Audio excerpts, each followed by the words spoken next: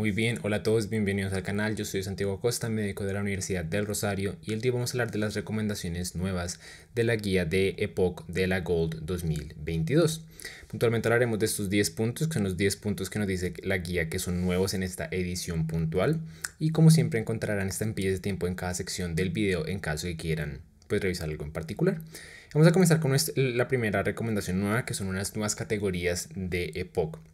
Puntualmente ellos mencionan 3 categorías nuevas: pre-EPOC, EPOC temprano y EPOC en pacientes jóvenes. Comenzamos con la última porque realmente es como la más fácil de definir. Ellos la definen como EPOC en pacientes entre 20 y 50 años. Recordemos que la edad promedio del EPOC es en pacientes más bien de tercera edad, mayor de 60 años. Entonces, si yo tengo un paciente entre 20 y 50 años, pues nada, lo llamo EPOC en pacientes jóvenes.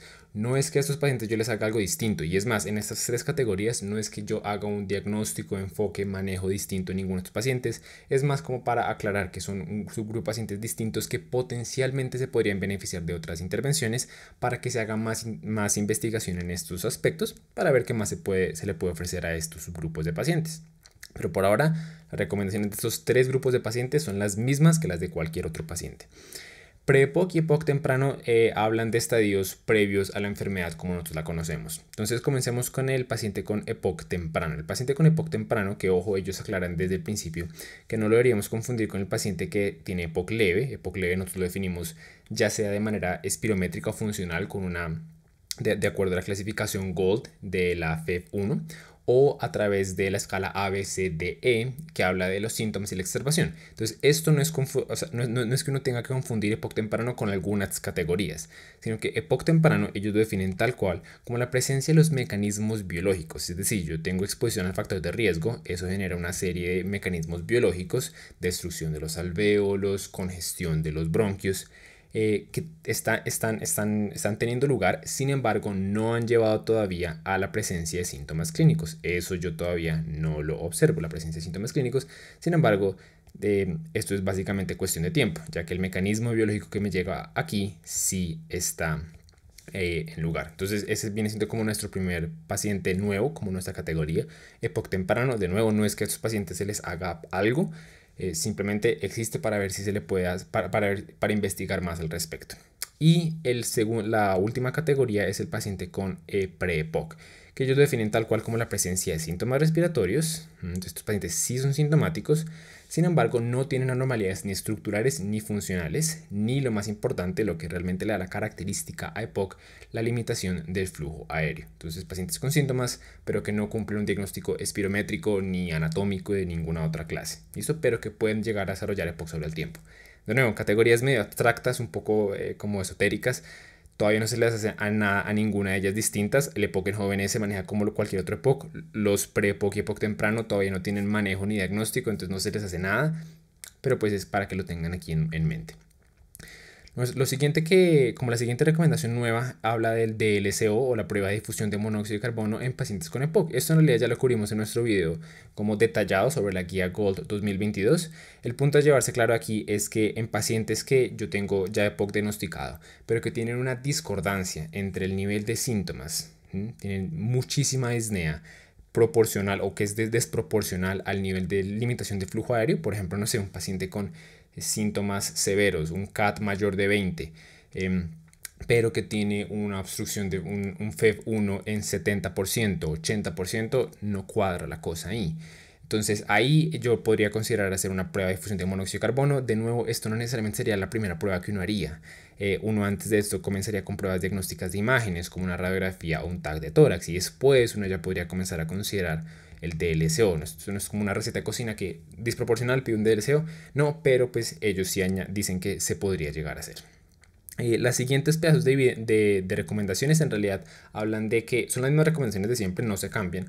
Sin embargo, se añade evidencia. Entonces, la primera cosa en la que se añade evidencia es esta: la reducción en el declive de la FEV1 con broncodilatadores. Entonces, nosotros teníamos como la idea, la noción de que los broncodilatadores eran netamente para el manejo sintomático y de calidad de vida. ¿Sí? Puntualmente tenían esos dos objetivos. Nosotros sabíamos que ponerlos no iba a mejorar el control de declive pulmonar, sabíamos que realmente tampoco iba a mejorar la mortalidad. Sin embargo, con esta nueva revisión sistemática, que no va a entrar muy a fondo, simplemente vamos a decir el resultado puntual, se demostró que había una reducción de 5 milímetros por año, ustedes lo ven aquí, 5 milímetros por año, en la tasa de declive de la FEV1, ¿cierto? Comparado con los pacientes que estaban en el brazo del placebo. Entonces, pues nada, eso es una buena noticia. Lo mismo no es que vaya a cambiar en nada nuestra guía en cuanto a las recomendaciones, pero pues si esto llega a ser cierto, pues sería buenísimo. Es una revisión sistemática por ahora, falta confirmar los hallazgos, pero es unos hallazgos nuevos. De resto, nuestro siguiente hallazgo, el cuarto hallazgo, es que la sinofilia al parecer es un buen marcador de declive de FEV1. Tengan en cuenta que este estudio que ponemos aquí, el cual salió como el statement de la GOLD, fue hecho en poblaciones que tenían un bajo consumo o una baja prescripción de corticoides inhalados. Pero en esta población en particular, lo que se dieron cuenta era que los pacientes que tenían un conteo de eosinófilos mayor a 300, que están representados por esta línea roja de aquí, tienen un declive muchísimo mayor que los pacientes que tenían eosinófilos menores. Ustedes pueden ver aquí que los pacientes, por ejemplo, que tenían menos de 150 o entre 150 y 300, tenían un declive de función pulmonar más bien conservado, más o menos como un 10% a los 10 años. Sin embargo, los pacientes con mucha eosinofilia tiene un declive que llega hasta el 40% a 10 años. Entonces, pues esto apunta a que esto puede ser un buen marcador pronóstico y de pronto en el futuro pues orientar un poco el manejo. Por ahora, el único que orienta el manejo es hacia la prescripción de corticoides inhalados en pacientes con muchas exacerbaciones. Aparte de eso, por ahora nada más. Quinta recomendación, habla sobre el timing, qué tan temprano, qué tan tarde debo poner la rehabilitación post-exacerbación. Tengan en cuenta que en realidad había evidencia previa de esto. Incluso la guía siempre ha tenido, o bueno, durante los últimos años ha tenido la recomendación de que un paciente después de que tiene una exacerbación, entonces el paciente que le da una exacerbación, yo debo después, en el primer mes, en las primeras 4 semanas después de exacerbación, instaurar la rehabilitación pulmonar. ¿Listo? Eso ya estaba claro porque al parecer tiene un impacto en desenlaces. Eso ya estaba. Y también nosotros, por ejemplo, sabemos que si se pone demasiado temprano, se pone antes de que el paciente egrese al hospital, puede tener un impacto negativo sobre la mortalidad. Entonces, realmente lo nuevo de esta guía es que ellos añaden un estudio en el que ellos asocian un impacto en la mortalidad dependiendo si se pone la rehabilitación pulmonar en los primeros 3 meses o después de los 3 meses, como añadir más información al respecto. Entonces aquí ustedes pueden ver en esta gráfica que los pacientes que se les ponía rehabilitación pulmonar en los primeros 3 meses tenía mejor mortalidad, más supervivencia, menor mortalidad que los pacientes que o no recibían o la ponían después de 3 meses. Entonces la recomendación, si ustedes van y leen la guía, sigue siendo esta. Sin embargo, esto añade más información al respecto. Bien. Siguiente punto, hablar de la telerehabilitación. Hacen una serie de statements, hacen como un resumen de la evidencia, ellos siempre hacen eso, pero al final de cuentas, como la conclusión importante que ustedes tienen que saber es que ellos concluyen de que al parecer la telerehabilitación es segura y tiene unos beneficios similares. Si ustedes realmente se ponen y comienzan a ver los estudios, la gran mayoría de estudios no son en pacientes con EPOC, son más en pacientes con COVID. Y los beneficios son bastante similares, pero algunos estudios demuestran que son un poco menores que la rehabilitación en persona, pero bueno, esta es una opción. Ellos sí aclaran de que la gran mayoría de protocolos, la gran mayoría de evidencia ocurre en sus protocolos, pero los protocolos usualmente son que la primera sesión se hace en persona, se mira la saturación del paciente antes de ejercicio, después de ejercicio para ver qué tanto de satura y después ya el resto de sesiones de control se hacen de manera virtual. ¿Listo? Pero pues ténganlo en cuenta. Ellos, si ustedes leen las guías completas, tienen una sección entera en donde hablan de comorbilidades, que el resumen de esas secciones, los pacientes con EPOC tienen muchas comorbilidades, esas comorbilidades se deben tratar y en la gran mayoría de veces se deben tratar tal cual como si el paciente no tuviera EPOC. O sea, no necesariamente afecta mucho el manejo, obviamente a menos de que haya como interacciones farmacológicas, etcétera. Pero entonces, pues ellos esa sección, cada vez que hay una actualización en el manejo de las comorbilidades, pues actualizan esa sección y ese fue el caso este año. Este año las recomendaciones de la USPSTF fueron actualizadas con respecto a al tamizaje del cáncer pulmonar. Entonces, pues ellos básicamente explican ese cambio. Antes tengan en cuenta, o como para que lo tengan en mente, la recomendación era que uno tamizaba pacientes entre 55 y 80 años que tienen una historia de 30 paquetes año de fumar. Entonces ellos ahora cambiaron la recomendación, ahora es pacientes entre 50 y 80 años que tienen una historia de 20 paquetes año. Expandieron el grupo de pacientes que son elegibles para tamizar. Y ya, pues eso simplemente es actualizar la guía de acuerdo a las demás guías. Tienen esta siguiente recomendación, que es que al parecer, y yo resumen de nuevo toda la evidencia al respecto, a favor y en contra, de que al parecer los ICS, los corticoides inhalados, pueden tener un impacto, ya sea a favor o en contra del cáncer pulmonar. La evidencia es contradictoria, evidencia a favor y evidencia en contra.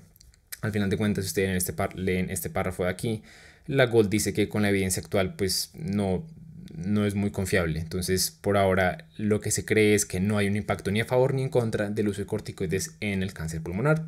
Y ya, entonces, pues de nuevo, las recomendaciones siguen siendo exactamente iguales. Y finalmente, ellos hablan de dos cosas nuevas con respecto al COVID. Uno, los riesgos del paciente con EPOC con respecto a SARS-CoV-2. Y dos, la eficacia de las vacunas SARS-CoV-2 en pacientes con EPOC. De entrada les digo, los mensajes para la casa que llevarse es que los pacientes con EPOC responden y tienen el mismo riesgo al parecer que cualquier otro mortal de contagiarse con COVID y de que la vacuna sea efectiva en ellos. Lo que sí cambia con los pacientes con EPOC es que ellos tienen un mayor riesgo de que si les da la enfermedad tengan un desenlace adverso. Eso es pues obvio, nosotros lo sabemos desde hace mucho tiempo, que las comorbilidades y la mayor edad, dos cosas que tienen los pacientes con EPOC, tienen un peor pronóstico en COVID. Y ya, aprovecho como para mostrarles como cuál es el resumen que ellos o cuáles son las recomendaciones que ellos dan sobre COVID. Aquí se las pongo, no voy a ir sobre cada una de ellas, simplemente tengan en cuenta, por ejemplo, que ellos hablan de estrategias protectivas. Entonces aquí pues la mayoría de estas cosas son bastante obvias. Cosas como use un tapabocas, lávese las manos, tenga estrategias de protección. En los pacientes con EPOC que usted necesita hacer una espirometría de control o diagnóstico, lo que sea, intente que sean las menores posibles, solo las esenciales. La farmacoterapia y el manejo en general debería permanecer casi que igual en el paciente con EPOC, independiente de su estadio, independiente de su infección con COVID. La única aclaración que ellos hacen es que no se sabe muy bien por ahora, esa terapia usualmente se suprime en pacientes que tienen un síndrome de distrés respiratorio severo. Aquí ustedes ven esta franja, aquí esta franja verde nos habla del manejo, y ustedes se dan cuenta incluso en el paciente que tiene una EPOC moderada, una infección por SARS-CoV-2 moderada, que está hospitalizado, se continúa de manera normal la farmacoterapia del paciente con EPOC, y una vez el paciente ya es convaleciente también. El único rango en donde esa evidencia no es tan fuerte, muchas veces suspenden estos medicamentos o no se sabe si se deberían seguir, es aquí. Y pues ellos no dan recomendaciones puntuales, simplemente dicen la evidencia y todavía está como en rangos grises. Bien, de resto, aquí si ustedes leen esto es realmente leer como una guía de COVID muy resumida. Entonces pues no voy a hacerlo porque no tiene sentido. Entonces si están interesados, pues díganos y hacemos una actualización de COVID. De pronto, nosotros ya teníamos algunos videos, pero pues el resumen de esto es que el paciente que tiene EPOC, que yo le sospecho COVID, que me sospechan en pacientes con EPOC, debería tener un umbral mucho más bajo, porque estos pacientes de por sí ya tienen síntomas respiratorios. Sin embargo, cualquier cambio en esos síntomas, así sean leves, fiebre baja, aumento en la producción de esputo, aumento en la disnea, me debería hacer pensar que el paciente puede tener SARS-CoV-2 y pues es cuidarme en salud y pedirle la prueba, que sería una PCR, y de resto hacer exactamente lo mismo, las mismas investigaciones, la misma farmacoterapia que para el paciente que no tiene EPOC. ¿Listo? Pero eso viene siendo como el resumen de la guía. Como ustedes se dieron cuenta, muy poquitas cosas cambiaron. Tenemos otros videos hablando de la exacerbación y de la guía detallada de GOLD 2022. Y el ultra resumen los dejaremos todos en la descripción del video cuando estén al aire. Por ahora eso fue todo. Nos vemos en el siguiente video.